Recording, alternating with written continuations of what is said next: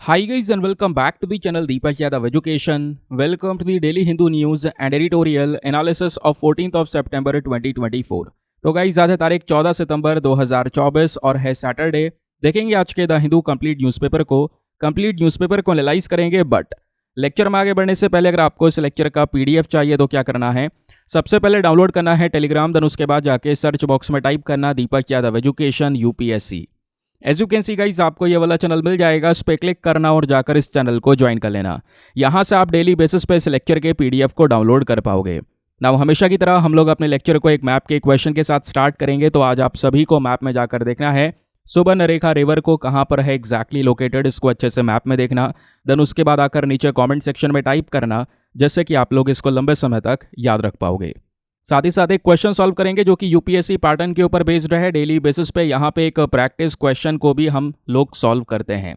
देखिए ये टॉपिक है तापी के बारे में और इसके बारे में आज के लेक्चर में हम बहुत ही शानदार सा डिस्कशन भी करेंगे, मेंस का क्वेश्चन भी दूंगा। तो अगर आपको इसका आंसर नहीं पता है तो आगे वीडियो में पता चल जाएगा, लेकिन अगर पता है तो यहीं पर इसकी जवाब देने की कोशिश करना। देखिए यहाँ पे बात हो रही है जो तापी पाइपलाइन है, इसका फुल फॉर्म है तुर्कमेनिस्तान, अफगानिस्तान, पाकिस्तान और इंडिया। इन 4 देशों से दोस्तों ये पाइपलाइन गुजरती है। इस पाइपलाइन के रेफरेंस में इसका जो इंपॉर्टेंस है वो बताना है कि भाई इन चारों में से कौन सा ऑप्शन सही है। पहला कि इस पाइपलाइन के माध्यम से होगा क्या, जो सेंट्रल एशियन वाला रीजन है इसकी जो निर्भरता है रशिया वाले कॉरिडोर या रशिया के जो एनर्जी रूट्स हैं वो डिपेंडेंस कम हो जाएगा।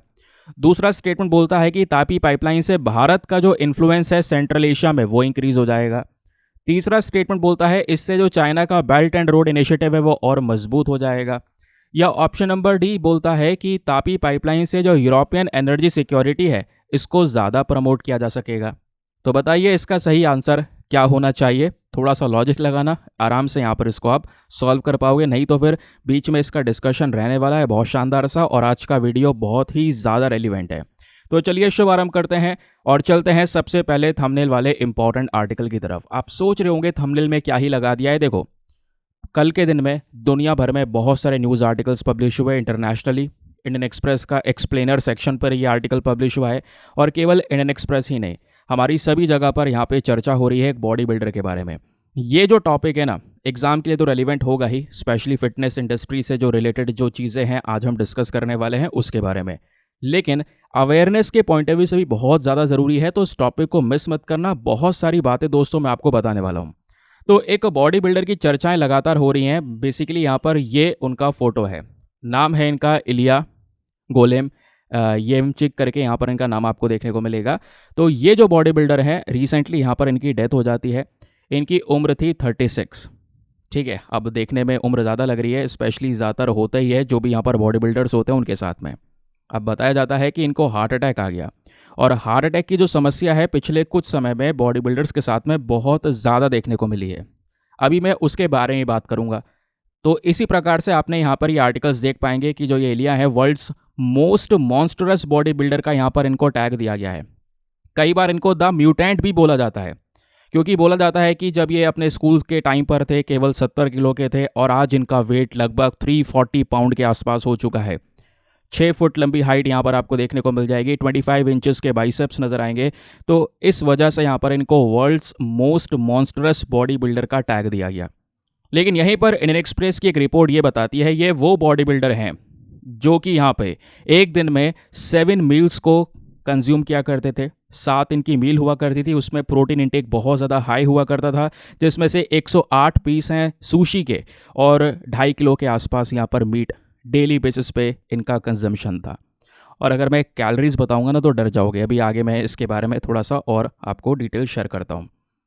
तो रिसेंटली इनकी काफ़ी चर्चाएं हुई इंस्टाग्राम पे, यहाँ पर इनका अकाउंट है, वहाँ पे कई सारे इन्होंने अपने कंटेंट को शेयर किया हुआ है। यूट्यूब पे कई सारी वीडियोस यहाँ पर इलिया गोलेम की आपको देखने को मिलेंगी। ये बेसिकली बेलारूस से बिलोंग करने वाले बॉडी बिल्डर हैं, इस वजह से कई सारी जगह पर द बेलारूसियन बॉडी बिल्डर करके यहाँ पर इनकी चर्चाएँ हुई जा रही हैं। तो अपनी एक्सट्रीम फिजिक की वजह से यहाँ पर ये जाने जाते हैं। अब हार्ट अटैक आया जिस वजह से यहाँ पर इनकी डेथ हो गई। देखो बताया ये जा रहा है कि एक दिन में 7 मील्स तो ये कंज्यूम करते थे, ये हमने देखा भी, लेकिन 7 मील्स में पता है कितनी कैलोरीज हुआ करती थी। यहाँ पे तो लिखा है 15,000 कैलोरी, लेकिन इंडियन एक्सप्रेस की रिपोर्ट ये बताती है कि 16,500 कैलोरीज एक पर्टिकुलर डे में यहाँ पर ये कंज्यूम किया करते थे। अगर जैसे मैं अपना हिसाब बताऊँ, जैसे मान लो मैं 2000 कैलोरीज पर डे कंज्यूम करता हूँ, मेरी इतनी लिमिट है, तो वो बेसिकली यहाँ पर 8 दिन में मैं कंज्यूम करता हूँ, यानी मेरा 8 दिन का जो खाना है ये व्यक्ति एक दिन में खाते थे। अब मान लो कोई व्यक्ति यहाँ पर जिसका वेट कम है, उसका कैलोरी कंजम्पशन और कम है, कोई 1500 कैलोरी कंज्यूम करता है, 1700 कैलोरी कंज्यूम करता है, तो हो सकता है यहाँ पर उसका 10 दिन का खाना हो, 11 दिन का खाना हो, वो यहाँ पर एक दिन में ये कंज्यूम किया करते थे। तो कहने का मतलब है, एक मान लो यहाँ पर जनरल इंसान है, ठीक है, तो एक महीने में जितना वो कंज्यूम कर रहा है, इतना ये केवल 3 दिन में कंज्यूम करते थे। ये है यहाँ पर इनका कैलोरी इनटेक। इस वजह से यहाँ पर साइज़ बहुत ही ज़्यादा ह्यूज है, 61 इंच का चेस्ट, 25 इंच के बाइसेप्स, और इस वजह से इनको द म्यूटेंट का नाम दिया गया। बड़े बड़े रिकॉर्ड भी सेट करे हैं, हालांकि यहाँ पर प्रोफेशनली इन्होंने कहीं पर भी कम्पीट नहीं किया है, लेकिन बेंच प्रेस में बड़े बड़े वेट्स को यहाँ पर 600 पाउंड बेंच प्रेस कर रखी है, 700 पाउंड्स की डेडलिफ्ट कर रखी है, तो बड़े बड़े वेट्स यहाँ पर इन्होंने मार रखे हैं। उसके अलावा फ़ैन फॉलोइंग इंस्टाग्राम पे है, बताया जा रहा है बहुत ही ज़्यादा लॉयल फैंस यहाँ पर इनके आपको देखने को मिल जाते हैं, ठीक है। बट ये सब कुछ हुआ जिसकी वजह से आज हम यहाँ पे इनके बारे में डिस्कशन भी कर रहे हैं। अब होता यह है कि देखो, जो हमारे डॉक्टर्स हैं, जो हम एक्सप्लेनर सेक्शन का इंडियन एक्सप्रेस का आर्टिकल डिस्कस कर रहे हैं, उसमें यहाँ पर फोर्टिस हॉस्पिटल के कुछ एक्सपर्ट्स हैं, डाइटिशियंस हैं, उनका क्या कहना है ज़रा ये समझिए। उन एक्सपर्ट्स का कहना यह है कि इस पैटर्न में अगर आप खा रहे हैं तो कहीं ना कहीं जो बॉडी है वो एक्सट्रीम स्ट्रेस में जाएगी ही जाएगी। ये जो पैटर्न है खाने का, 16,000 कैलोरी, 16,500 कैलोरीज, इससे बहुत सारे हेल्थ इश्यूज हो सकते हैं, चाहे बॉडी का साइज़ कितना भी ह्यूज का ना हो। क्योंकि यहाँ पर आप कह सकते हैं क्योंकि बॉडी का साइज़ बहुत बड़ा है, इस वजह से कैलोरीज कंजम्पशन भी बहुत ज़्यादा होगा, सिंपल सी बात है। देखिए, जो अगर आप कैलोरी इनटेक को एक्सेसिव कर देते हैं ना, इससे यहाँ पर वेट गेन होगा, सिंपल सी बात है, मोटापा हो सकता है, डायबिटीज़ के जो इश्यूज़ हैं वो भी देखने को मिल सकते हैं, डाइजेस्टिव सिस्टम के ऊपर में एक बड़ा इम्पैक्ट पड़ता है ना। फिर उसके बाद में गैस्ट्रिक इश्यूज़ हो जाते हैं। बॉडी की एक कैपेसिटी होती है आप अपने फूड को डाइजेस्ट करने की, उसको मेंटेन करने की। आप इतना स्ट्रेस डालेंगे तो वो सभी स्ट्रेस लीवर और किडनीज़ के ऊपर भी पड़ेगा, जिससे यहाँ पे ऑर्गन डैमेज के जो चांसेस हैं वो यहाँ पे बढ़ जाएंगे, उसका रिस्क बढ़ जाएगा। जो हमारा हार्ट होता है उसको हम ज़बरदस्ती फोर्स कर रहे होते हैं कि वो और ज़्यादा काम करे, है ना, इतना सारा कंजम्पशन करने की वजह से।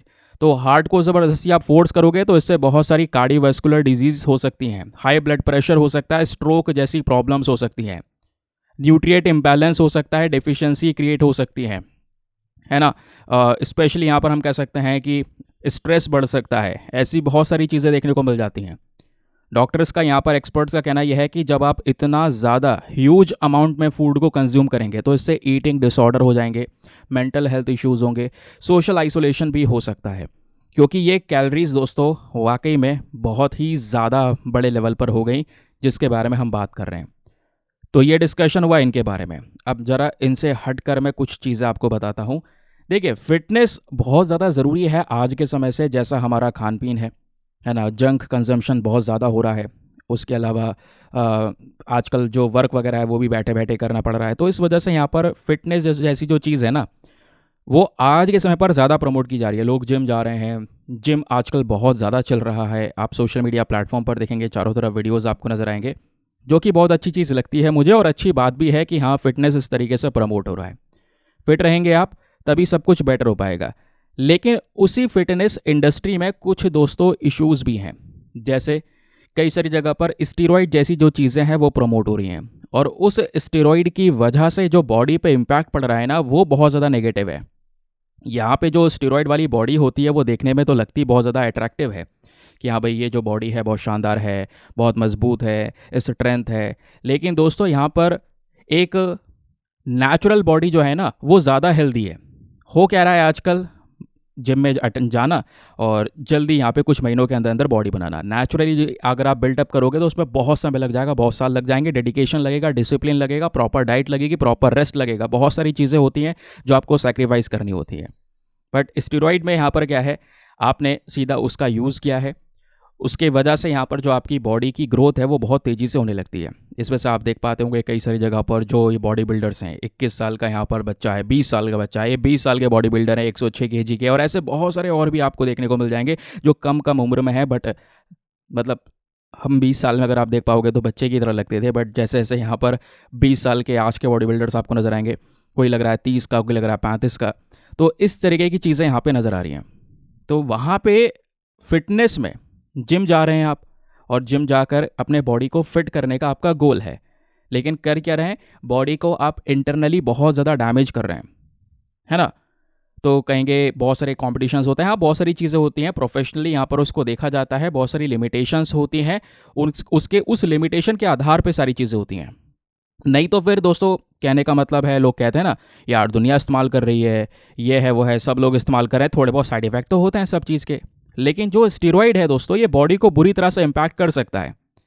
स्पेशली यहाँ पे आप अपने बॉडी को ज़बरदस्ती फोर्स कर रहे होंगे उस ग्रोथ को बढ़ाने के लिए, क्योंकि उस स्टेरॉइड का इम्पैक्ट जो है उसको आप लगातार यूज़ कर रहे हैं, तो उससे क्या होगा, आपका जो हार्ट है वो एनलार्ज होगा, हार्ट एनलार्जमेंट का इशू होगा, हार्ट और बढ़ने लगेगा, और जैसे जैसे हार्ट बढ़ेगा इसकी जो वॉल्स हैं वो और ज़्यादा पतली होती चली जाएंगी, तो हार्ट की जो ब्लड को पंप करने की एफिशिएंसी है वो भी बहुत ज़्यादा कम हो जाएगी, और आप उसी स्टेरॉइड का यूज़ लगातार कर पा रहे हैं, लगातार कर रहे हैं, इससे यहाँ पर जो हार्ट फेलियर जैसे इश्यूज़ हैं वो भी यहाँ पे होने लगते हैं। अब दोस्तों वही सिमिलर सिनेरियो यहाँ पर फीमेल बॉडी बिल्डर्स के साथ में भी आता है।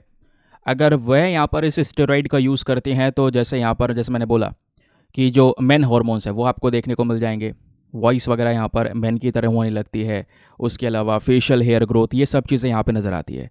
तो बहुत सारे साइड इफ़ेक्ट्स हैं, बट हो क्या रहा है, कई सारी जगह में ऐसी चीज़ों को आड़ में प्रमोट किया जा रहा है ना, दिखा दिया जाता है, एक स्पेशली बिगनर को इस जाल में फंसा लिया जाता है, उसको इसके बारे में इतना कुछ पता होता नहीं है। तो कहीं ना कहीं इसके बारे में जानकारी होना, अवेयरनेस होना बहुत ही ज़्यादा ज़रूरी है, क्योंकि होगा ये कि अगर आप आज यहाँ पर अपनी बॉडी को बना लेते हैं, मान लो कोई बिगनर है, वो उसको लग रहा है मुझे बॉडी बनानी है, वो किसी की नहीं सुन रहा है, अरे सब लोग स्टीरॉइड लेते हैं मैं भी ले ले रहा हूँ, क्या दिक्कत है, मतलब यही ट्रेंड ही चल रहा है ना कि भाई सभी लोग ले रहे हैं, हम भी ले ले रहे हैं, थोड़ा बहुत इशू तो सब चीज़ में होता है, इशू तो नेचुरली में भी होता है ना, तो साइड इफेक्ट से क्या हो रहा है, थोड़ा बहुत का मैनेज कर लेंगे। लेकिन दोस्तों यहाँ पे मान लो कोई इस जाल में फंसा है, वो स्टेरॉइड लेके यहाँ पर अपने फर्स्ट डे पर बॉडी को बना लेता है, तो बॉडी को बनाने के लिए यहाँ पर उसको थोड़े से अमाउंट में यहाँ पे स्टेरॉइड लगा, उसकी बॉडी अच्छे से डेवलप हो गई। अब देखो बॉडी एक ऐसी चीज़ है जिसको आप अच्छी तरीके से ज़िंदगी भर मेंटेन नहीं कर पाएंगे, चाहे आप कितने भी डिसिप्लिन रहें, ऊपर नीचे थोड़ा बहुत तो होता रहता है। अब मान लीजिए आगे किसी कारण की वजह से बॉडी डिसफॉर्म हो गई, शेप बेकार हो गया, और ज़्यादा गेन हो गया, तो अब आप क्या करेंगे, अब आप में वो कैपेबिलिटीज़ नहीं है कि उसको वापस से ट्रांसफॉर्म कर सकें। अब ट्रांसफॉर्म करने के लिए क्या करना पड़ेगा, वापस से बहुत काम करना पड़ेगा। अब वापस से ट्रांसफॉर्म करने के लिए आप सोचोगे यार मैं स्टेरॉइड लूँगा वापस से, अब वापस से ट्रांसफॉर्म करना है तो स्टेरॉइड की अब आप जो ये अमाउंट है, जो डोज़ है, जो पहले आपने डोज़ थोड़ी सी ली थी वही डोज़ यहाँ पे आपकी बढ़ जाएगी। इसी तरीके से डोज़ यहाँ पर फिर आगे और बढ़ाते चल जाएंगे, उम्र के साथ में डोजेज़ भी बढ़ जाती हैं, और जैसे जैसे यहाँ पर ये स्टेरॉइड की डोजेज़ इंक्रीज़ होंगी, बॉडी की जो कैपेसिटी है उसको झेलने की वो कम होगी, और एक समय पर ये दोनों चीज़ें क्रैश हो जाएंगी, बॉडी इंटरनली तो लगातार डैमेज हो ही रही है, फिर एक समय पर डेड हो जाएगी। वही सब सिनेरियोज़ करंट समय पर नज़र आ रहे हैं। आई होप आपको इसके बारे में जो क्लैरिटी है वो मिल चुकी है। ज़्यादा ध्यान दें इसके बारे में और अवेयरनेस ज़्यादा से ज़्यादा इसके बारे में फैलाएं। चलिए आगे आते हैं, लेकिन आगे बढ़ने से पहले एक इंपॉर्टेंट इन्फॉर्मेशन, अगर आप लोग हमारे पेड ग्रुप्स को ज्वाइन करना चाहते हैं तो आपके पास में बढ़िया मौका है इसको ज्वाइन करने के लिए। यहाँ पर आपको डेली बेसिस पे करंट नोट्स के पीडीएफ वगैरह प्रोवाइड करवाए जाते हैं। फॉर एग्जांपल जैसे अभी हमने एक आर्टिकल डिस्कस किया, इस आर्टिकल में बहुत सारा रेलिवेंट बैकग्राउंड इन्फॉर्मेशन भी प्रोवाइड करवाया गया है, वो सब डेटा आपको पीडीएफ में मिल जाता है जिसको आप अच्छी तरीके से यूज़ कर पाएंगे। ऐसे बहुत सारे न्यूज़ आर्टिकल और भी डिस्कस करेंगे हम लोग, सभी में प्रॉपर नोट्स के फॉर्म में डेटा मिल जाता है जो प्रिंटेबल फॉर्म में है, जिसका प्रिंट आउट वगैरह आप निकलवा पाएंगे। और दोस्तों यहाँ पे इस ग्रुप में जो ये पीडीएफ्स हैं वो हिंदी इंग्लिश दोनों भाषाओं में है। एक ऐसा ग्रुप मिल जाता है जहाँ पे आपका सभी करंट अफेयर्स का कंटेंट सिक्योर हो जाता है, इधर उधर भागने की ज़रूरत पड़ती नहीं है। और ग्रुप को ज्वाइन करने का जो फ़ी पेमेंट है वो बहुत मिनिमम है, just 499 for the life time access. जब तक आपका सिलेक्शन ना हो जाए तब तक आप 499 में इस ग्रुप को ज्वाइन करके रख सकते हैं। ज्वाइन करने के लिए क्या करना है, व्हाट्सएप पर जाना, यहाँ पर आपको एक नंबर दिया गया है 8534873368। इस नंबर पर मैसेज कर देना कि हाँ I want to join this group. वहाँ पे आपको रिप्लाई मिलेगा, पेमेंट का प्रोसेस दिया जाएगा, और उससे ज़्यादा इंपॉर्टेंट आपको डेमो वीडियो का लिंक भी मिलेगा। आप पूरे डेमो वीडियो को एक बार अच्छे से देख लीजिएगा कि मुझको कहाँ पर क्या फ़ायदे हो रहे हैं, कंप्लीटली सेटिस्फाई हो जाओ तो जाके उसके बाद में इन्वेस्टमेंट करना। बाकी मेक श्योर ये करना, वीडियो पे लाइक का बटन ज़रूर प्रेस कर दो, 5000 लाइक्स का टारगेट है जिसको आप सभी लोग सपोर्ट कर सकते हैं। चलिए आगे आते हैं नेक्स्ट आर्टिकल पर। अगला आर्टिकल आज के द हिंदू न्यूज़पेपर में। पहले ही बता दूं, द हिंदू न्यूज़पेपर में खबरें जो हैं आज बहुत कम हैं, लेकिन कुछ खबरें ऐसी हैं बहुत ज़्यादा काम की हैं, बहुत ज़्यादा रेलिवेंट है, वो अकेले ही यहाँ पर सभी चीज़ के बराबर हैं, वो आगे पता चल जाएगा। तो दोस्तों पेज नंबर 10 पर एक आर्टिकल है जिसको GS paper number 3 defence and security के पॉइंट ऑफ व्यू से लिंक करेंगे। हो सकता है ज़्यादातर लोगों को ये आर्टिकल दिखाई ना पड़े, तो लेफ्ट हैंड साइड पे जो ब्लॉक्स होते हैं उसमें छोटा सा आर्टिकल प्रेजेंट है। बात यह है कि हमारा defence and research development organisation DRDO, इन्होंने यहाँ पर अपना जो ट्रायल है इंडिजीनियस लाइट टैंक जोरावर का वो कंप्लीट कर लिया है। देखिए हम खुद से एक टैंक डेवलप कर रहे हैं जिसका नाम है जोरावर टैंक, जिसका फोटो आप बगल में देख पा रहे होंगे। तो इसके कुछ फील्ड ट्रायल्स कंडक्ट करे गए, कुछ रेतीले एरिया में, डेजर्ट वाले एरिया में, पहाड़ी इलाकों में, वो सब कुछ यहाँ पर सक्सेसफुली हो पाए हैं। अब यहाँ पर ट्रायल्स हो चुका है तो ऑब्वियस सी बात है इसका प्रोडक्शन शुरू होगा, और जो ये टैंक हैं ये हमारे आर्मी को सौंप दिए जाएंगे अगस्त 2025 तक, ऐसा बताया जा रहा है। तो जोरावर जो टैंक है दोस्तों, इसको डेवलप करने वाली बॉडी कौन सी है? डीआरडीओ। लेकिन डीआरडीओ ने अकेले नहीं बनाए हैं, डीआरडीओ ने एलएनटी यानी कि लार्सन एंड टूब्रो के साथ में कोलैबोरेशन करा है। उस कोलैबोरेशन के बेसिस पे यहाँ पर इन जोरावर टैंक्स को डेवलप करे गए हैं। अब थोड़ा जोरावर लाइट टैंक के बारे में बेसिक फैक्ट जान लो यार, प्रीलिम्स में क्वेश्चन आपसे बन सकता है। तो ध्यान रखिए ये हमारे थ्रू खुद का बनाया हुआ है, इसलिए वर्ड यहाँ पे यूज़ किया गया है इंडिजीनियसली, क्योंकि भारत ने इसको खुद से डिज़ाइन और डेवलप किया है। लाइट टैंक है, बहुत ही हल्का है, जिससे कि इसको कहीं पर भी ले जाया जा सके, चाहे वो पहाड़ी इलाका हो, क्योंकि भारी टैंक्स पहाड़ी इलाके में चलने बहुत मुश्किल होते हैं, या कोई डेजर्ट है, रेगिस्तान है, वहाँ पे बहुत मुश्किल हो जाता है। अब कोई इशू ऐसे एरिया में क्रिएट होता है तो हम अपने लाइट टैंक्स को तो वहाँ पे उतार सकते हैं ना। तो डेवलप किसने किया ये मैं आपको बता ही चुका हूँ। और क्वेश्चन ये भी आता है कि इस टैंक का नाम जोरावर ही क्यों रखा। तो दोस्तों यहाँ पे हमारे एक मिलिट्री जनरल हुआ करते थे, नाम है जोरावर सिंह कलुरिया, तो इन्हीं के नाम पे रखा गया है ये नाम।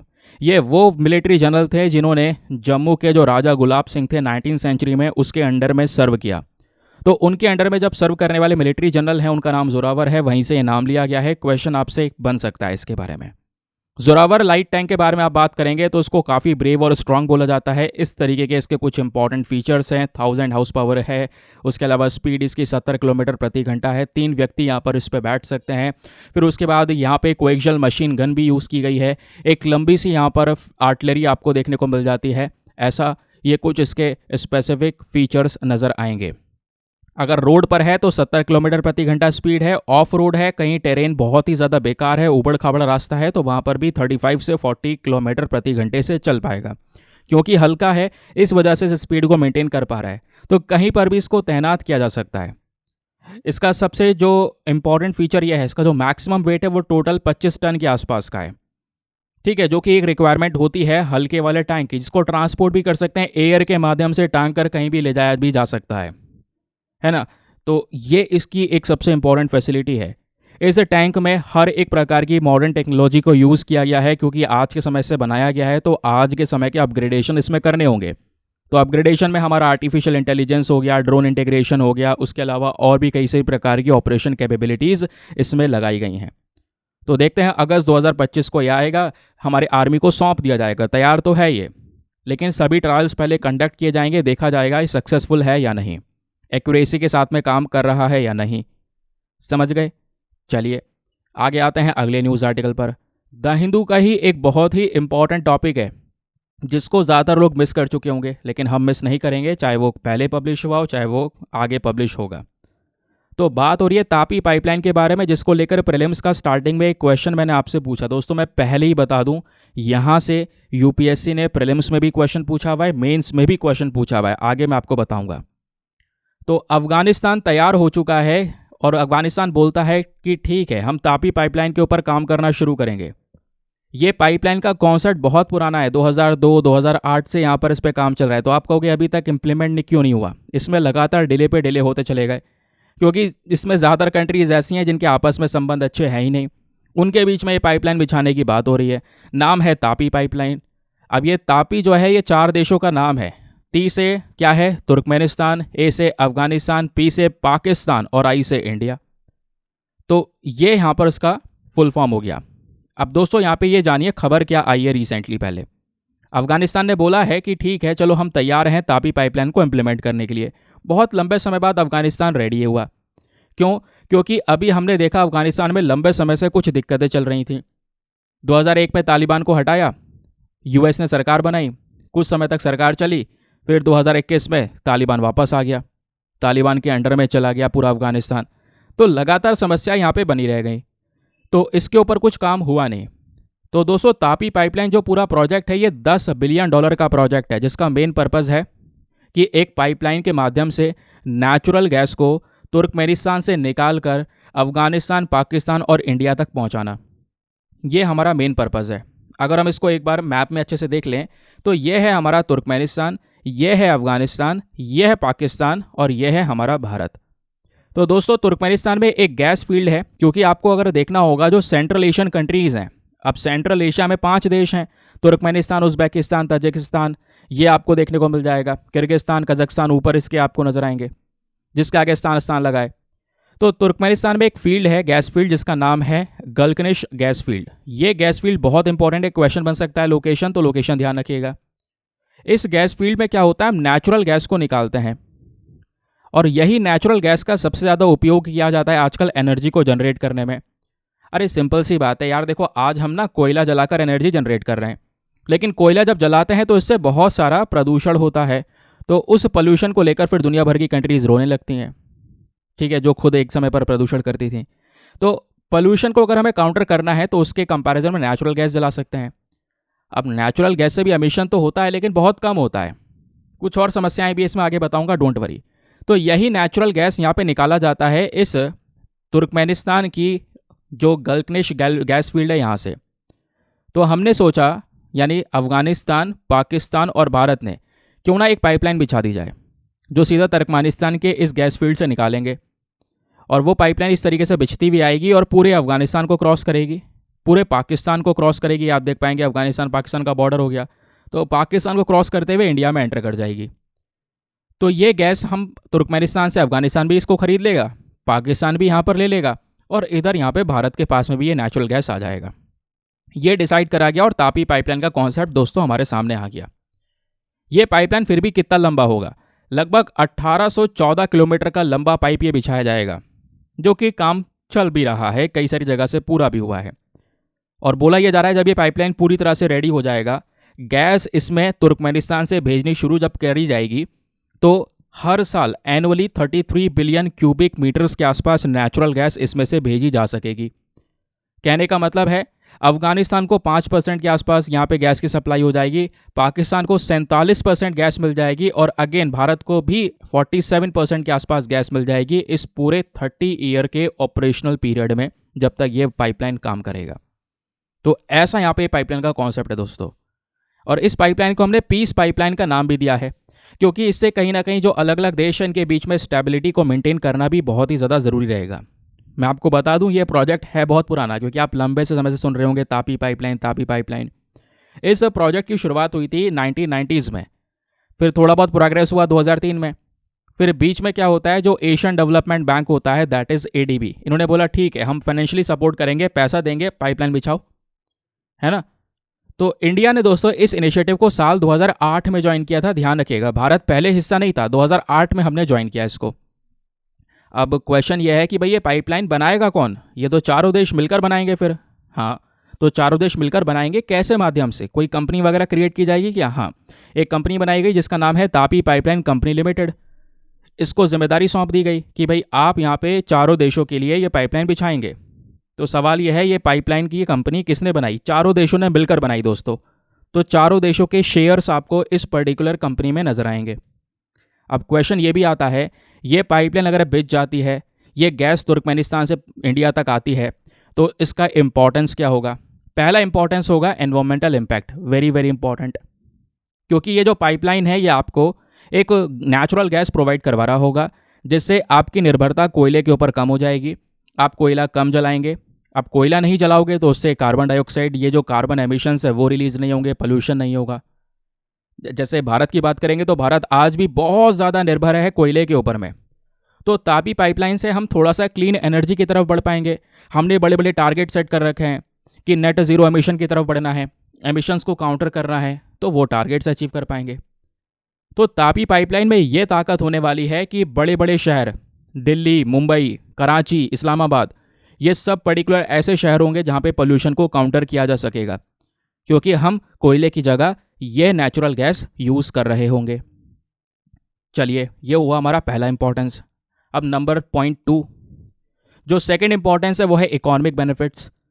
भाई यहाँ पर ये जब एनर्जी सप्लाई करेगा ये पाइपलाइन, तो एनर्जी सप्लाई के अलावा भी इस पाइपलाइन को जब बिछाएंगे तो बहुत सारे अवसर प्रोड्यूस होंगे।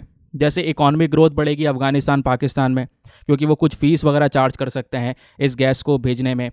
जॉब क्रिएट होंगी बहुत सारी, क्योंकि लोग उसका मेंटेनेंस करना, मैनेजमेंट करना, लोगों को रखा जाएगा, एक बड़ा इन्वेस्टमेंट किया जाएगा इन कंट्रीज़ के अंदर में। तो इकोनॉमिकल बेनिफिट्स हैं। अब पॉइंट नंबर 3 देखिए, एक और इंपॉर्टेंस है वो है स्ट्रैटेजिक इन्फ्लुएंस। जो तापी पाइपलाइन है ना, ये एक बड़ा कंपटीशन क्रिएट कर देगा, क्योंकि इससे पहले भी हमारे पास में कुछ पाइपलाइन है, लेकिन वो ईरान और रशिया से आती हैं। ईरान और रशिया के रूट आपको देखने को मिलेंगे। तो हमारा मेन पर्पस क्या है? हमारा मेन पर्पस है कि उन रूट्स को टैकल करना। तो तुर्कमेनिस्तान यहाँ पे आज के समय पर उसके लिए एक रास्ता खुल जाएगा, एक बड़ा एक्सपोर्टर बन जाएगा वो इस तरीके से गैस का। तो तुर्कमेनिस्तान के लिए जो तापी पाइपलाइन है वो एक बहुत बड़ा अच्छा चांस होगा कि वो अपने एक्सपोर्ट वाले मार्केट्स को थोड़ा सा डाइवर्सिफाई कर सकता है। चाइना और रशिया के ऊपर जो उसकी निर्भरता है तुर्कमेनिस्तान की, वो ख़त्म कर सकता है। क्योंकि अभी तुर्कमेनिस्तान चाइना और रशिया वाले जो कॉरिडोर हैं, रास्ते हैं, पाइपलाइन से, उनका इस्तेमाल करता है। अब तुर्कमेनिस्तान का खुद का एक रास्ता होगा एक्सपोर्ट करने के लिए, उनका मार्केट डाइवर्सिफाई हो जाएगा। अब इनके रिलेशंस दूसरे देशों के साथ में हो ना हो, इनका मार्केट तो डाइवर्सिफाई हो गया है ना। ये बहुत सारी गैस भेज सकते हैं, बेच सकते हैं दूसरे देशों को। दूसरा, यहाँ पे अगर आप देख पाएंगे तो चाइना का इन्वेस्टमेंट जो चाइना पाकिस्तान इकोनॉमिक कॉरिडोर में है, ये दोस्तों आप देख पाएंगे सीपैक कॉरिडोर है।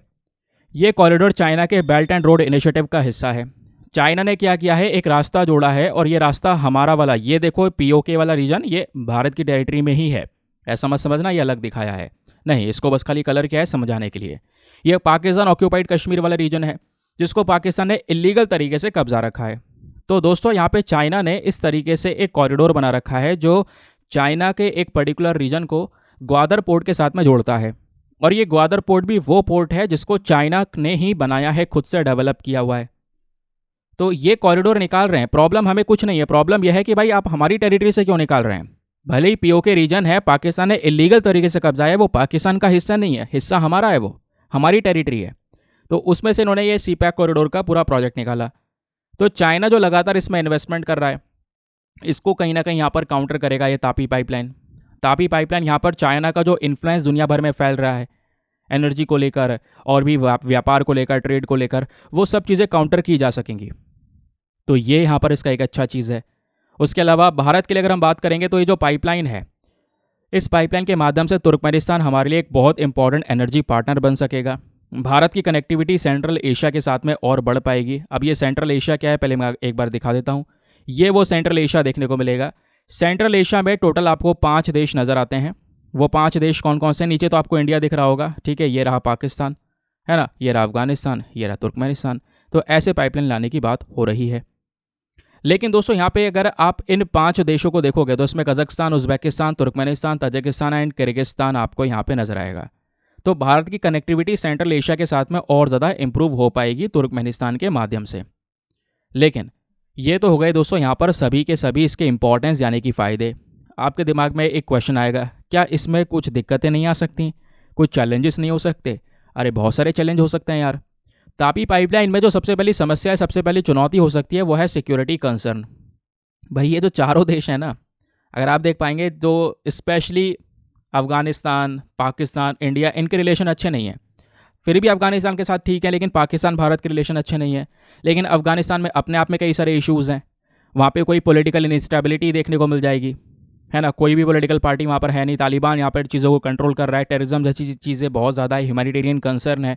तो ये प्रोजेक्ट कितने समय तक चल पाएगा, ये एक बहुत बड़ा इशू हो सकता है अगर ये प्रोजेक्ट शुरू हो भी गया तो।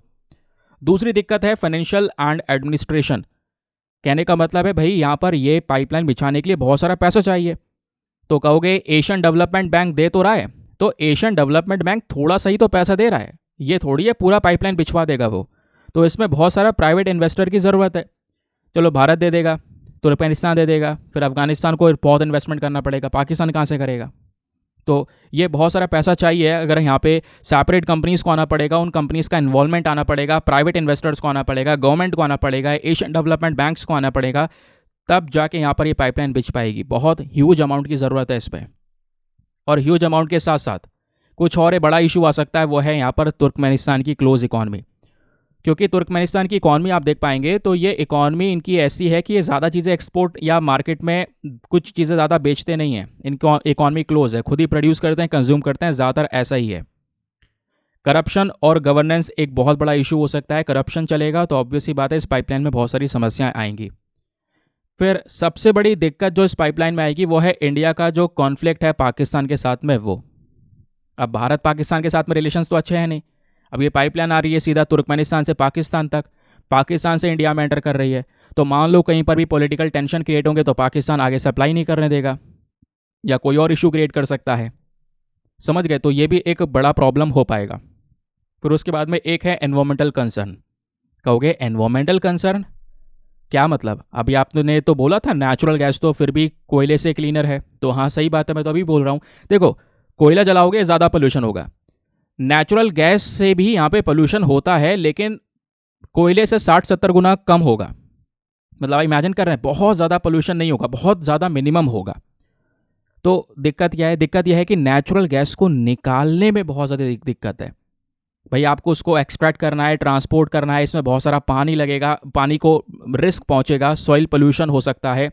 अब जब मतलब फ्रैक्चरिंग वगैरह भी जो होती है ना, उसके मतलब आप ठोक ठाकी मचाओगे तो उससे यहाँ पर बहुत सारे प्रॉब्लम्स होंगे, अर्थक्वेक्स आने के चांसेस होंगे, नेचुरल गैस को एक्सट्रैक्ट करने की वजह से भी कई सारे इश्यूज हो सकते हैं। तो ये कुछ इसके एनवायरमेंटल कंसर्न आएंगे। समझ गए? नाउ अब ये तो हमने समझ लिया तापी पाइपलाइन क्या है, कितना ये एनुअली यहाँ पे गैस की सप्लाई कर सकता है, ये समझ लिया, उसका इंपॉर्टेंस समझ लिया, उसके चैलेंज समझ लिए। अब बताओ, कहीं से भी क्वेश्चन आएगा, आप रेडी हो सॉल्व करने के लिए, चाहे इंटरव्यू में ही आपसे कुछ भी पूछ लिया जाए। लेकिन एक चीज़ और है, क्वेश्चन ये है कि इंडिया आखिरकार अपना जो इन्फ्लुएंस है, अपना जो प्रभाव है सेंट्रल एशिया में, वो कैसे बढ़ा रहा है, ज़रा ये सुनिए। दोस्तों, सेंट्रल एशिया वाला जो पोर्शन है, ये वाला पोर्शन जैसे मैंने आपको बताया बहुत ज़्यादा ज़रूरी है। Kazakhstan, Uzbekistan, Kyrgyzstan, Tajikistan, Turkmenistan, ये ऐसे पाइपलाइन हम लोगों ने लाई है।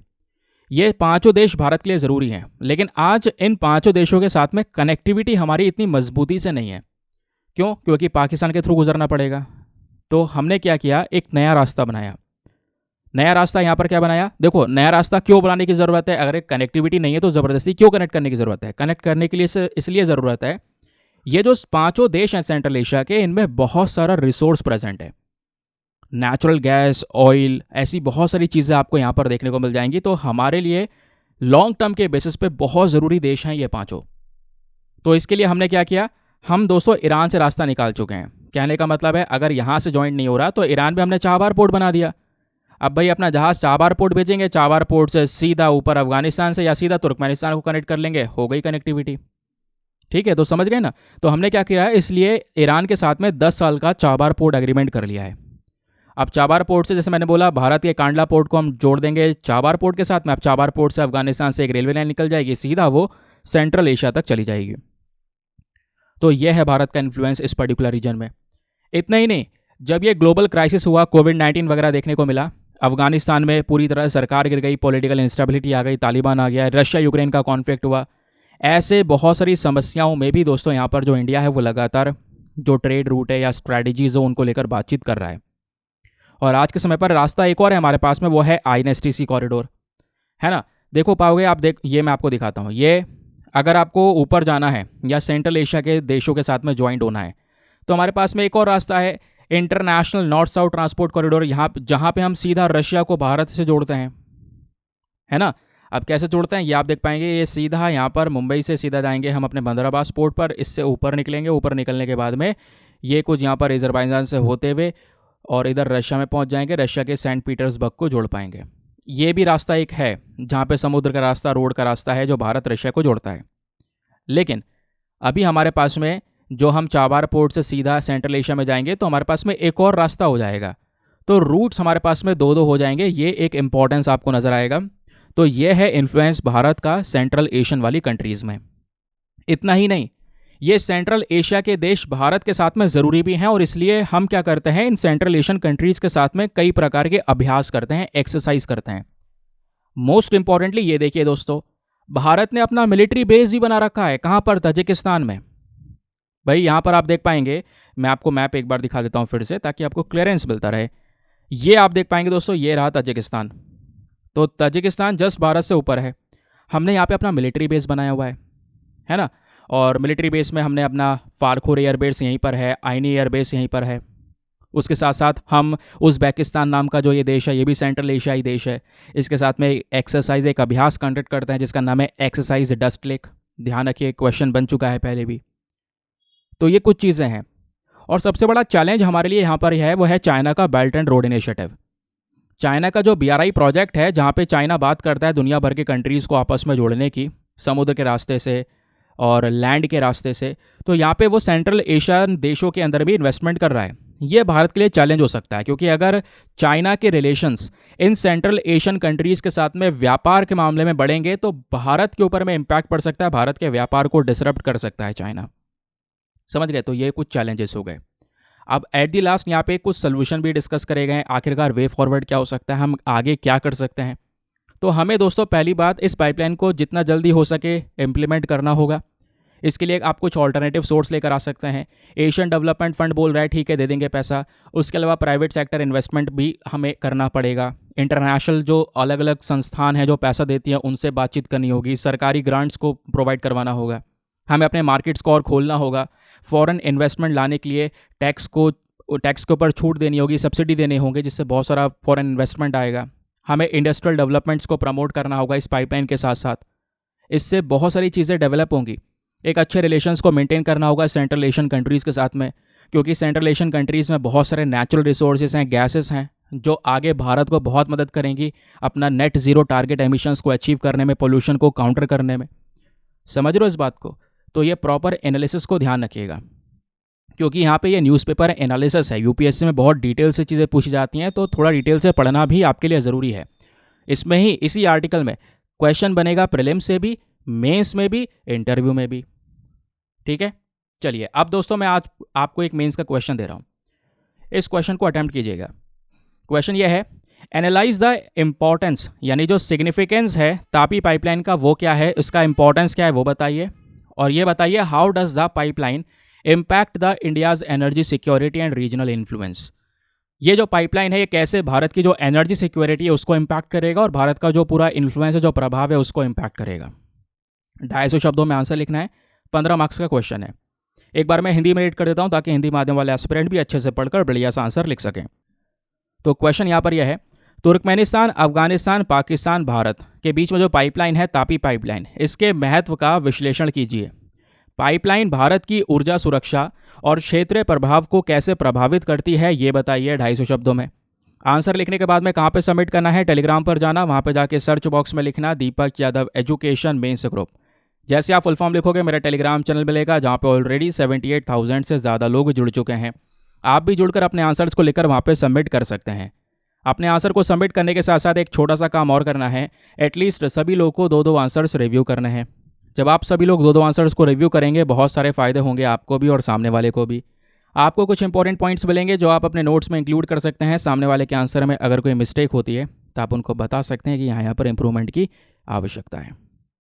चलिए अब देखिए, यूपीएससी ने 2017 में प्रीलिम्स में एक क्वेश्चन पूछ लिया।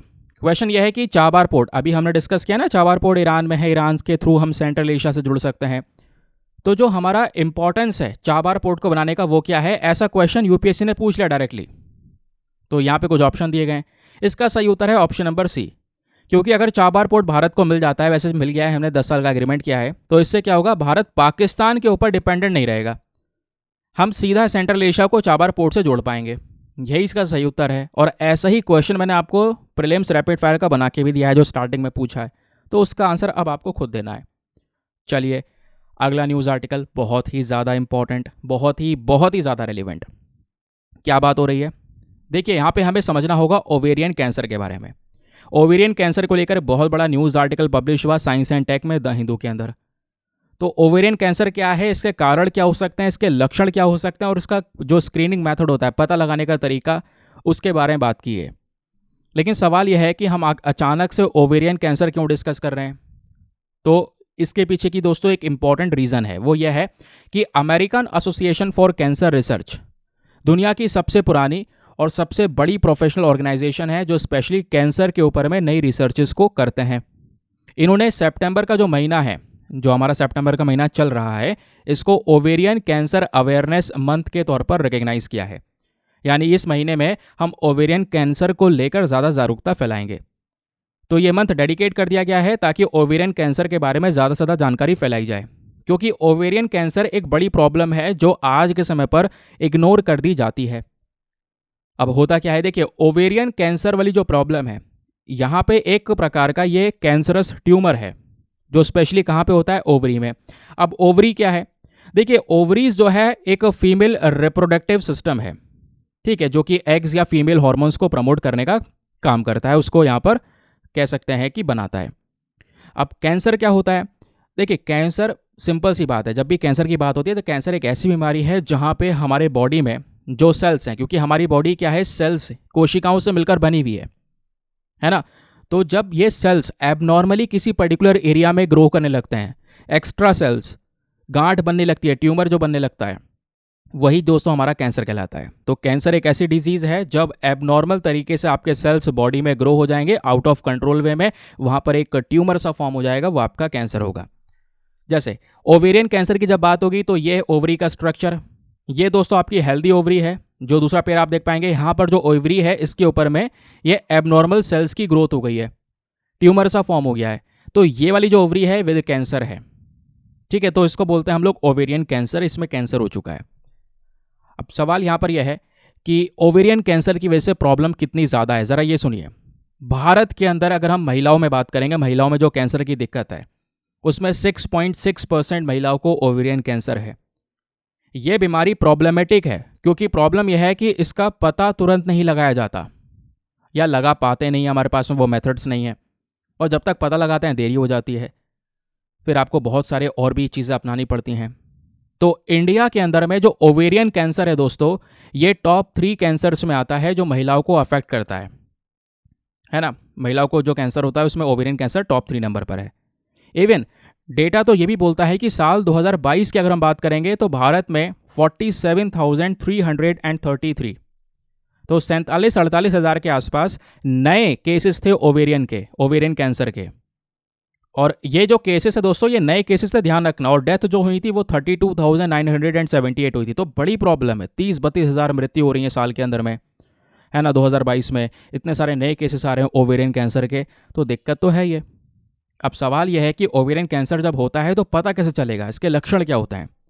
तो सिम्टम्स में दोस्तों यहाँ पर एब्डोमिनल पेन होने लगेगा, भूख मर जाएगी, या यहाँ पे कह सकते हैं कि फ्रीक्वेंट यूरिनेशन होने लगेगा, है ना, या कॉन्स्टिपेशन हो सकता है, बैक में पेन हो सकता है, थकान हो सकती है, वेट लॉस हो सकता है, वेजिनल ब्लीडिंग हो सकती है। ये कुछ यहाँ पे इसके सिम्टम्स यानी लक्षण नज़र आते हैं। कई बार यहाँ पे सिम्टम्स को पता लगा लिया जाता है, कई बार यहाँ पे इस सिम्टम्स को पता नहीं लगा पाते।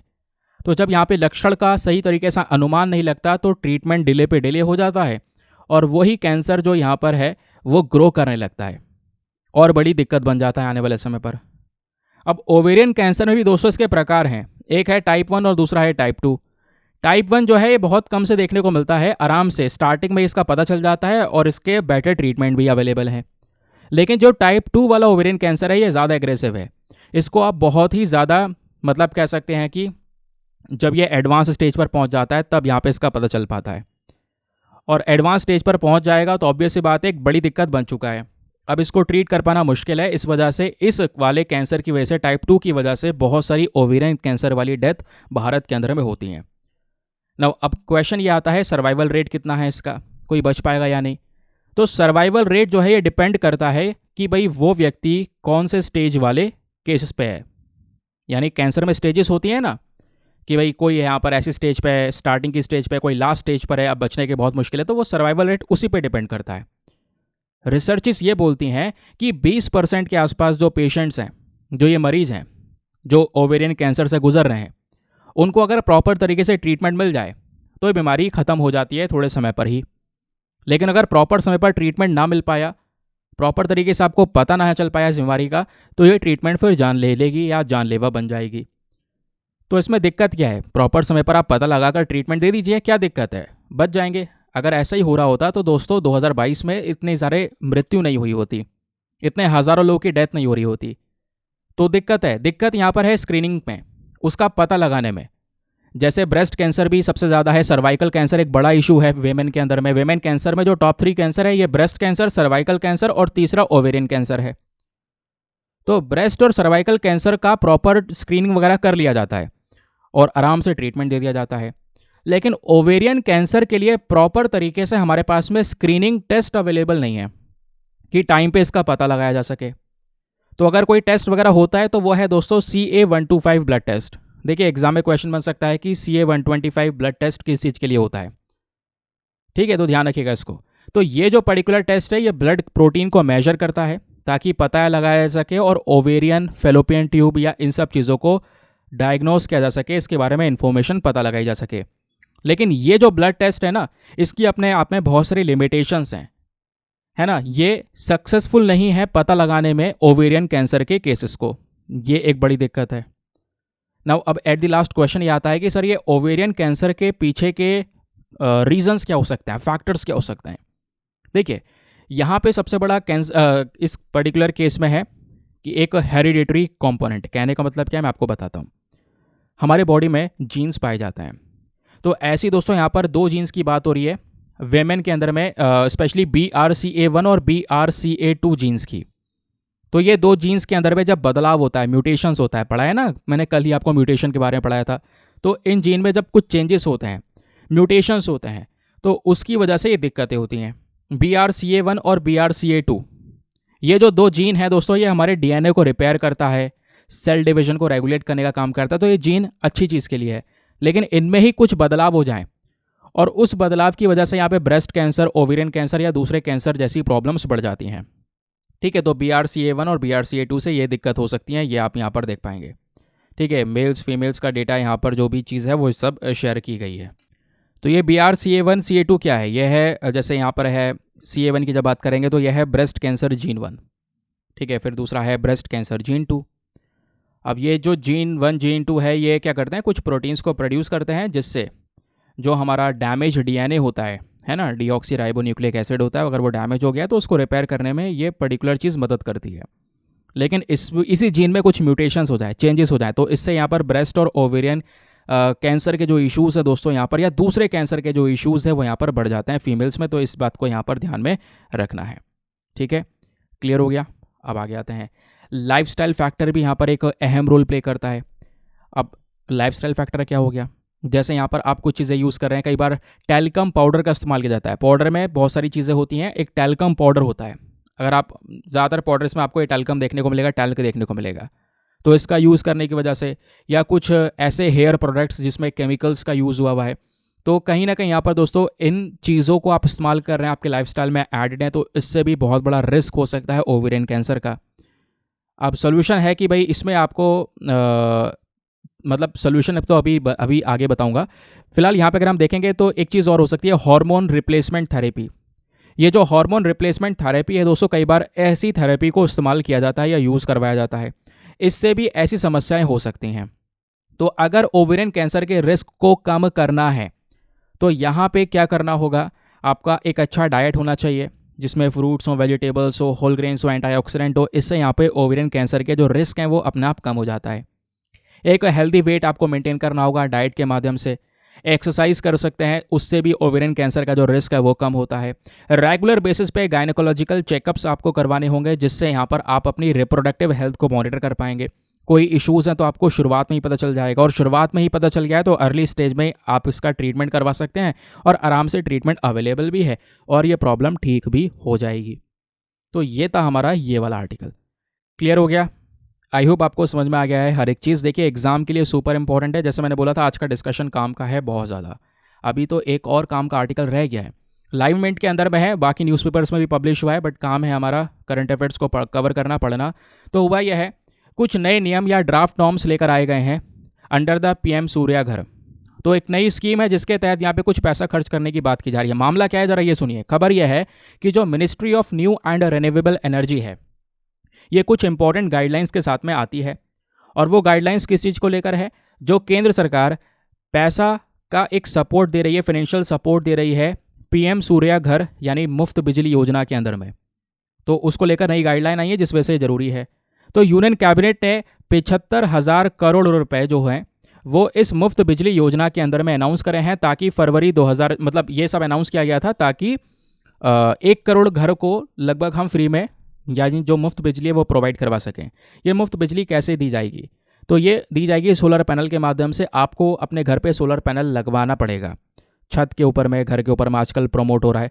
सरकार उसमें सपोर्ट करेगी, आपकी सहायता करेगी, सब्सिडी देगी, है ना। उससे यहाँ पे आपका इनकम जनरेशन भी होगा, कमाई भी हो सकेगी। वो चीज़ इस आर्टिकल में बताई जा रही है। तो कहीं ना कहीं घूम फिर के आपके एग्जाम के लिए एक रेलिवेंट चीज़ आती है, वो भी GS paper number 2 government policies and interventions के पॉइंट ऑफ व्यू से, वो है पीएम सूर्य घर मुफ्त बिजली योजना। ये योजना क्या है, कैसे काम करती है, आइए जानते हैं।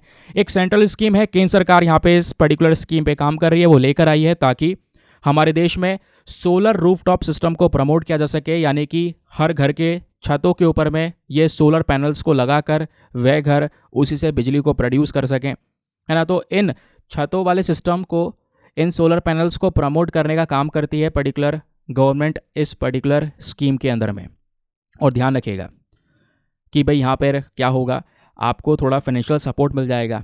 आप सोलर पैनल लगवाने जाते हैं, ठीक है, आपकी यहाँ पर बिजली फ्री हो जाएगी। दूसरी बात यहाँ पर क्या होगा कि आपको सोलर पैनल लगाने के लिए एक time investment, one time investment होगा, लेकिन उसमें सरकार आपको सब्सिडी वगैरह देगी, तो वो भी आपको फ़ायदा मिलेगा। तो पीएम सूर्य घर ये मुफ्त बिजली योजना का मेन उद्देश्य क्या है? फ्री इलेक्ट्रिसिटी प्रोवाइड करवाना लगभग 1 करोड़ घर को पूरे भारत भर में, जिसमें यहाँ पर वो घर क्या करेगा, इस तरीके से अपने छतों के ऊपर में सोलर पैनल्स को इंस्टॉल करवाएगा। और उस घर में जो इलेक्ट्रिसिटी है, लगभग जिस घर में ये सोलर पैनल वगैरह लगाए जाएंगे, 300 यूनिट्स तक जो इलेक्ट्रिसिटी होगी वो फ्री प्रोवाइड करवाई जाएगी हर महीने, है ना। जो यहाँ पर सोलर पैनल लगवाएगा उसके घर में 300 यूनिट तक बिजली हर महीने फ्री में मिल पाएगी, इतना वो इस्तेमाल कर सकता है ना। क्वेश्चन यहाँ पर यह है कि इस स्कीम को प्रमोट कौन कर रहा है, लागू कैसे होगा? देखिए, नेशनल स्तर पर यानी कि पूरे देश के स्तर पर इसको मैनेज करने का काम नेशनल प्रोग्राम इम्प्लीमेंटेशन एजेंसी का है, और स्टेट यानी राज्यों के स्तर पर मैनेज करने का काम स्टेट इम्प्लीमेंटेशन एजेंसी का है, जो कि हमारे डिस्कॉम्स वगैरह होते हैं, वही डिस्कॉम जो कि बिजली को खरीद कर आपके घर तक भेजते हैं, है ना। तो ये इनका काम है, ये मैनेज करेंगे दोनों ही स्तर पर। यहाँ पे सबसे अहम रोल आता है डिस्कॉम्स का। डिस्कॉम समझ रहे हो ना, जो डिस्ट्रीब्यूशन कंपनीज होती हैं, जो बिजली को पावर प्लांट से खरीदती हैं और आपके घर तक जो पहुँचा रही है वो बिजली, वो डिस्कॉम है। तो इनकी रिस्पॉन्सिबिलिटी मेजर आती है कि ये हर एक मेजर को प्रमोट करें। ये जो सोलर एडॉप्शन स्कीम है इसको प्रमोट करें, लोगों को इसके बारे में बताएं, नेट मीटर्स को अवेलेबल करवाएं, टाइम पे इंस्पेक्शन करें और इंस्टॉलेशन करवाएं लोगों के छतों के ऊपर में, जो भी यहाँ पर इसको यानी इस सोलर पैनल्स को लगवाएगा। तो ये सभी यहाँ पर जो काम है इन डिस्कॉम कंपनीज़ का हो जाता है। अब इसमें सब्सिडी स्ट्रक्चर क्या है? क्योंकि आपको सब्सिडी मिल रही है तभी आप लगवा रहे हैं। तो ये जो स्कीम है दोस्तों, यहाँ पे गवर्नमेंट एक अमाउंट आपको प्रोवाइड करवा देती है, सब्सिडी प्रोवाइड करवा देती है। अगर आप ये सोलर रूफटॉप सिस्टम में अपने छत पर सोलर पैनल लगवाते हैं, तो मान लीजिए यहाँ पे अगर वो जो सोलर पैनल है वो 3 किलोवाट की कैपेसिटी का है ना, तो उसमें यहाँ पर सब्सिडी आपकी जो 2 से 3 किलोवाट तक की अगर कैपेसिटी है तो सब्सिडी 40% मिलेगी, और 2 किलोवाट तक की कैपेसिटी के साथ में अगर आप सोलर सिस्टम लगवा रहे हैं तो 60% सब्सिडी मिल जाएगी। यानी जो पैसा आप स्टार्टिंग में देकर आएंगे उसमें से कुछ पैसा आपका वापस आ जाएगा बैंक अकाउंट में। तो कम पैसे में सोलर पैनल लग पाएगा, फिर आगे आप फ्री बिजली भी यहाँ पे आराम से एंजॉय कर पाएंगे। अब इस स्कीम के कुछ और फीचर्स भी हैं। इस मुफ्त बिजली योजना का सबसे पहला फीचर है मॉडल सोलर विलेजेस। कहने का मतलब है कि कुछ इस प्रकार से मॉडल डेवलप करे जाएंगे हर एक डिस्ट्रिक्ट के अंदर में, ताकि लोगों को डिमॉन्स्ट्रेशन दिया जा सके, डेमो दिया जा सके कि भाई ये ऐसे काम करेगा। तो इससे क्या होगा, ज़्यादा से ज़्यादा जो लोग हैं वो इस पैनल्स को अडॉप्ट करेंगे, तो सोलर एडॉप्शन जो है ये प्रमोट हो पाएगा। दूसरा यहाँ पे इसका फीचर है इंसेंटिव्स फॉर लोकल बॉडीज़। भाई ये सोलर पैनल्स को ज़्यादा से ज़्यादा प्रमोट करने के लिए जो आपकी अर्बन लोकल बॉडीज़ हैं, पंचायती राज इंस्टीट्यूशंस हैं, इन सबको इंसेंटिव भी मिलेंगे आगे। अगर ये ज़्यादा प्रमोट करते हैं, सोलर इंस्टॉलेशन को बढ़ाते हैं अपने एरिया में, तो इनको भी यहाँ पर सरकार इंसेंटिव्स प्रोवाइड करवाएगी। इससे ओवरऑल फ़ायदा क्या होगा, इसके बेनिफिट्स यहाँ पर ये होगा। पहला बेनिफिट होगा इकोनॉमिकल बेनिफिट, यानी जितने भी घर होंगे दोस्तों वो अपनी बिजली को फ्री में तो एंजॉय कर रहे होंगे, लेकिन साथ ही साथ में बहुत सारी अर्निंग भी कर सकेंगे। कहोगे कैसे? तो इन हाउस होल्ड्स को बेनिफिट मिलेगा, उनका बिजली का बिल कम हो जाएगा। और मान लो यहाँ पर उनका बिजली की उनके सोलर पैनल लगा हुआ है, वो बिजली को प्रोड्यूस कर रहे हैं। अब बिजली मान लो उनकी रिक्वायरमेंट घर की कम है और थोड़ा सा बिजली बच रही है, तो उस बिजली को वापस वो बेच सकेंगे, जो हमारी डिस्कॉम है ना, स्टेट गवर्नमेंट की जो यहाँ पर डिस्ट्रीब्यूशन कंपनी, उसको वापस से बेच देंगे और जितनी बेचेंगे उसके बदले में डिस्कॉम आपको पैसा दे देगा। तो इससे यहाँ पर क्या हो रहा है, यानी जो आपने बिजली जो आपकी एक्स्ट्रा बच गई है, सरप्लस है, उसको आप देश भर के लिए बेच सकते हैं, नेशनल ग्रिड में बेच सकते हैं, डिस्कॉम कंपनीज को बेच सकते हैं, फिर वो डिस्कॉम कंपनी आपको उसके बदले में पैसा दे देगी। तो यहाँ पर ये इसका पहला बेनिफिट है। दूसरा इसका सोलर पावर जनरेशन, क्योंकि ऑब्वियस सी बात है, जब ज़्यादा से ज़्यादा सोलर पैनल्स प्रमोट होंगे, लोग लगा रहे होंगे, तो भारत के जो टारगेट्स हैं 30 गीगावाट तक की कैपेसिटी को, सोलर कैपेसिटी को अडॉप्ट कर पाना, वो हम कर पाएंगे, है ना। हम लोग बहुत सारी बिजली जो है सोलर पैनल से जनरेट कर पा रहे होंगे, सूर्य की ऊर्जा का सबसे ज़्यादा इस्तेमाल हो रहा होगा, तो ये एक बड़ी बेनिफिट हो सकता है। दूसरा बेनिफिट होगा कार्बन एमिशन कम होगा, क्योंकि जब ज़्यादातर लोग सोलर पैनल से का ही बिजली का इस्तेमाल कर रहे होंगे, तो उनको नॉर्मल इलेक्ट्रिसिटी की ज़रूरत नहीं है, क्योंकि नॉर्मल इलेक्ट्रिसिटी बन रही है कोयले को जलाकर, तो उससे पोल्यूशन भी कम हो जाएगा, कार्बन एमिशंस कम होंगे। बोला यह जा रहा है कि जो कार्बन एमिशन है वो 720 मिलियन टन से कम हो जाएंगे, एनवायरमेंट को बहुत फ़ायदा होगा। इतना ही नहीं, इस स्कीम से सबसे बड़ा फ़ायदा होगा, बहुत सारी नौकरियां बनेंगी। नौकरियां कैसे क्रिएट होंगी? बताया गया है सरकार के माध्यम से कि 17 लाख डायरेक्ट जॉब्स बन सकती हैं, 17 लाख के आसपास। अरे भाई देखो, होगा ये, जब ये स्कीम प्रमोट होगी, आप भी सोलर पैनल छत पे लगवा रहे होंगे, तो इससे क्या होगा, सोलर पैनल की मैन्युफैक्चरिंग करवाना, तो मैन्युफैक्चरिंग सेक्टर में बहुत सारा अब इसका प्रोडक्शन होगा, तो उसके लिए लोगों की ज़रूरत होगी। सप्लाई चेन मैनेजमेंट हो गया, इसको बेचना, इंस्टॉलेशन करवाना, मेंटेनेंस के लिए बार बार लोगों को बुलाना, इसके ऑपरेशन एक्टिविटीज़ हो गई, उन सब के लिए बहुत सारे लोगों को जॉब्स देनी होगी। तो लाखों जॉब्स यहाँ पे जनरेट होंगी इस पर्टिकुलर स्कीम से, वो भी यहाँ पर मेंशन किया गया है। नाउ अब बात आती है कि इस स्कीम में क्या कुछ दिक्कतें हो सकती हैं, चैलेंजेस हो सकते हैं। जी बिल्कुल, कुछ चैलेंजेस भी हैं। पहला चैलेंज है यहाँ पर हाउस होल्ड रिलेक्टेंस। देखो अब ये क्या है, कई सारे राज्यों में और कई सारी यूनियन टेरिटरीज़ में वहाँ की सरकारों ने मुफ्त बिजली ऑलरेडी दे रखी है। जब बिजली वहाँ पे मुफ्त है और वो राज्य सरकारों ने जो बिजली दे रखी है वो कोयले से ही चलती है, कोयले से बनती है, तो ऑब्वियस सी बात है, अगर उनके घर में वो मुफ्त बिजली आ रही है, तो चाहे कितनी भी आप इस स्कीम को प्रमोट कर लो, वो स्कीम पे लोग यहाँ पर नहीं परचेस करने वाले, सोलर पैनल लोग नहीं खरीदेंगे। तो पहला दिक्कत यहाँ पर यह है, जहाँ पे मुफ्त बिजली है वहाँ पे दिक्कत आएगी। दूसरी प्रॉब्लम आ सकती है रिस्ट्रिक्टेड स्पेस यूज़। कहने का मतलब है, हम लोग यहाँ पे बात करें रूफटॉप सोलर्स की, तो ये सोलर पैनल अगर आप घर के छतों पे लगवाएंगे, तो आपके छत पर बहुत ज़्यादा जगह भी होनी चाहिए। अब प्रॉपर यहाँ पे आपके छत पे जगह नहीं है, टेरेस स्पेस नहीं है ना, या प्रॉपर जगह नहीं है, तो उससे क्या होगा, दिक्कत हो सकती है ना, उससे प्रॉब्लम्स हो सकती है। अपनी खुद की जगह नहीं है, रेंटेड वे में है, तो ये सोलर पैनल वगैरह आप कैसे लगवा पाएंगे? बहुत सारी दिक्कतें हो जाएंगी। सोलर पैनल चोरी होने का भी यहाँ पर एक बहुत बड़ा खतरा देखने को मिल सकता है। तो ये कुछ यहाँ पर चैलेंजेस इस स्कीम में। फिर उसके बाद में यहाँ पर जो आप बिजली प्रोड्यूस कर रहे हैं, उस बिजली को डिस्कॉम खरीदता है नहीं खरीदता है, ये भी एक बहुत बड़ा इशू आएगा। कई सारी जगह पर यहाँ पे वो नहीं खरीद रहा है, तो ये एक प्रॉब्लम है ना। ठीक है, बाकी सोलर पैनल्स की साफ़ सफाई मेंटेन कर पाना, इनकी एक लाइफ होती है, उस पर्टिकुलर लाइफ तक ये चलेगा, उसके बाद ख़राब हो जाएगा, तो इससे बहुत सारा वेस्ट जनरेशन होना, सोलर वेस्ट जनरेशन होना, ये भी कुछ समस्याएं हैं जिसको हमें टैकल करना होगा। तो ये कुछ हमारे चैलेंजेस आपको नजर आएंगे। चलिए अब दोस्तों, आपके सामने एक और मेंस का क्वेश्चन है, चाहो तो आप इसको अटेम्प्ट कर सकते हैं। पहले भी एक क्वेश्चन दे चुका हूँ, जो मर्जी हो आपको अटेम्प्ट करना है कर लेना, आपके पास में चॉइस है बहुत सारी। तो क्वेश्चन है, critically examine the challenges and opportunities associated with adopting solar energy production among small households in India।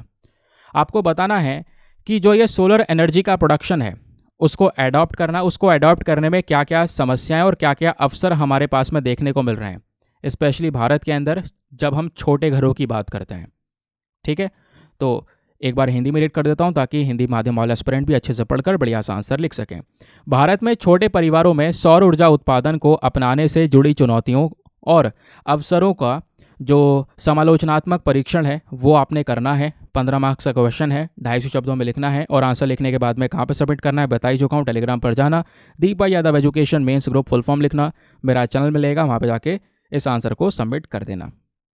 Now एक और आर्टिकल है आज के द हिंदू न्यूज़पेपर में, पेज नंबर 12 पर आर्टिकल प्रेजेंट है जिसको हम जीएस पेपर नंबर 2 हेल्थ के साथ में लिंक करेंगे। बात हो रही है वर्ल्ड हेल्थ ऑर्गेनाइजेशन ने अभी बावेरियन नॉर्डिक नाम की जो एक वैक्सीन है उसको यहाँ पे क्लियर कर दिया है फॉर दी एमपॉक्स यानी मंकी पॉक्स वायरस के लिए। क्योंकि देखो मंकी पॉक्स वायरस रिसेंटली काफ़ी चर्चाओं में रहा, इसको एक पब्लिक हेल्थ इमरजेंसी डिक्लेयर कर दिया गया डब्ल्यूएचओ के माध्यम से पिछले ही महीने।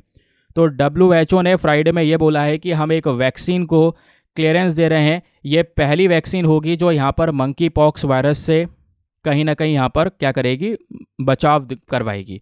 तो ये वैक्सीन है और इंजेक्शन के माध्यम से ये दी जा सकेगी और मंकी पॉक्स से ये इंसानों को बचा सकेगी, जिसको लेकर डब्ल्यूएचओ ने क्लियरेंस दिया है। क्वेश्चन बन सकता है आपसे बावेरियन नॉर्डिक शॉट क्या है, तो याद रखिएगा इसको, आने वाले समय पर इसकी कुछ चर्चाएं होंगी तब यहाँ पे आराम से इसको आप पढ़ पाएंगे। चलिए अब आते हैं प्रीलिम्स वाले प्रैक्टिस क्वेश्चन की तरफ।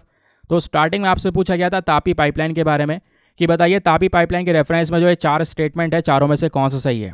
तो पहला वाला इसका सही उत्तर है, क्योंकि जो तापी पाइपलाइन दोस्तों अगर बिछता है तो इससे जो सेंट्रल एशियन की कंट्रीज़ हैं 5 देश, अभी ये रशिया और चाइना के ऊपर डिपेंडेंट है, पढ़ाया था ना मैंने अभी। तो रशियन एनर्जी रूट्स के ऊपर में इन सेंट्रल एशियन कंट्रीज़ की जो डिपेंडेंसी है, जो निर्भरता है, वो यहाँ पे कम हो जाएगी। ये इसका एक सबसे इम्पॉर्टेंट जो सिग्निफिकेंस है या इंपॉर्टेंस है वो यहाँ पे देखने को मिलेगा। बाकी ये पाइपलाइन कहाँ से आ रही है बता ही चुका हूँ, तुर्कमेनिस्तान के जो यहाँ पर गिलकनिश गैस फील्ड है वहाँ से ये आएगी और तुर्कमेनिस्तान से होकर कह सकते हैं अफगानिस्तान जाएगी, अफगानिस्तान से पाकिस्तान और पाकिस्तान के बाद इंडिया में फजिल्का नाम की जो जगह है वहाँ पे जाके ये समाप्त हो जाएगी। पाकिस्तान और इंडिया को 42% के आसपास गैस मिलेगी, अफगानिस्तान को 16% के आसपास। बहुत सारा पैसा तुर्कमेनिस्तान अर्न कर पाएगा, ये मैं आपको बता चुका हूँ, इसके बारे में ऑलरेडी डिस्कशन हो चुका है। चलिए ये था आज का सेशन। कैसा लगा सेशन, अपने फीडबैक्स को नीचे कमेंट सेक्शन में शेयर कीजिएगा। मिलते हैं आप लोगों से अगले वीडियो में। आज के लिए bye bye, have a nice day, thank you and जय हिंद।